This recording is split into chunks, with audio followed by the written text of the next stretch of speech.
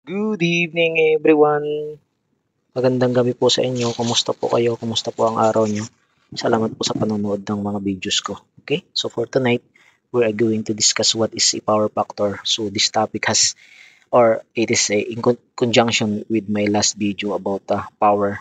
So like I said, we are going to give or we're going to answer some of the exercise. But before that, I am going to discuss what is a power factor. So a power factor is the ratio of the real power, active power, or true power. It is the same to apparent power in an electrical power system. Okay.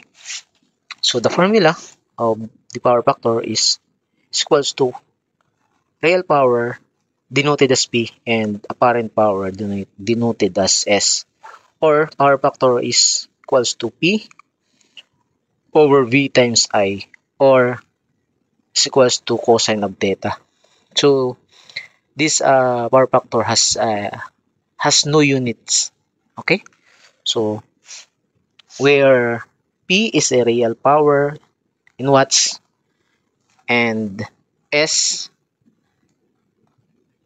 a apparent power in volt ampere or kVA, and V is stands for volt, I stands for current, and theta is the phase angle between voltage and current. So the typical values of the power factors in residential, commercial, industrial application. So we have for residential 0.9 to 1,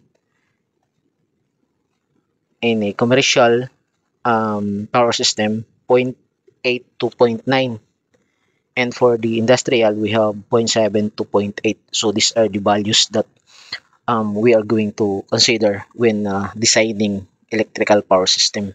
Okay, and then the importance of the power factor is the efficiency energy use, reduce power losses, improve system reliability, better voltage regulation, cost savings.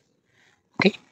So, meron po ako ditong problem. Manufacturing plant has a load with a power consumption of 200 kilowatts and an apparent power of 250 kVA. So, determine the power factor, reactive power in kVAR, and the phase angle. So we are going to find the unknown values. We are going to find the three unknown values for the problem. So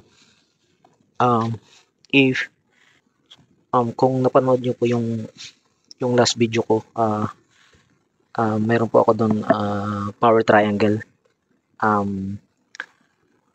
na discuss. So we are going to make a simple analysis, or so let us draw a power triangle relationship wherein we can derive formulas or apply the formula on the unknown values that we are looking for. Okay, so we have given values. P is equals to, or the real power or true power is 200 kilowatts, and the apparent power is 250 kVA.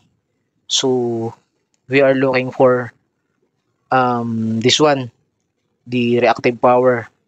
This is the 200 kilowatts. This is the 250 kVA. So we're looking for this one by applying the what we call a Pythagorean theorem for this one. So we have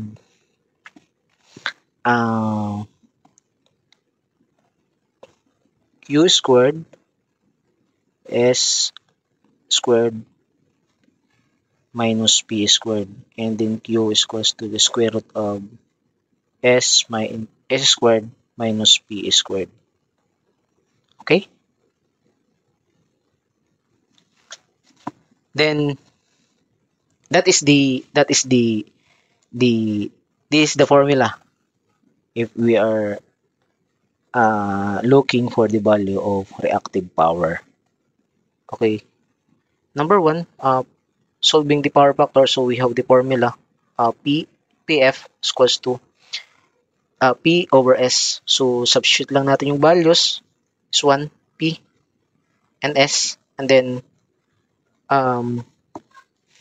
the value of the power factor is 0.8 or 80%. Okay. And then number 2, applying this formula to calculate the value of the reactive power. Okay, so we have also given values for P and S, so substitute lang natin. Okay, Q is equals to square root of S squared minus P squared. Then simplifying, so we have 150 kVAr or kilovolt ampere reactive.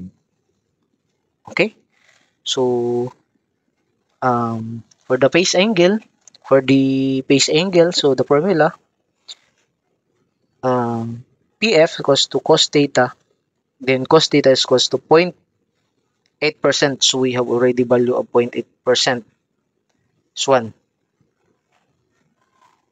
or 80%. So dito lang ilagay lang natin, and then cos theta is equals to arc cos or the inverse of cosine times 0.8, and then manipulating, so we have 36.87 degrees for the phase angle.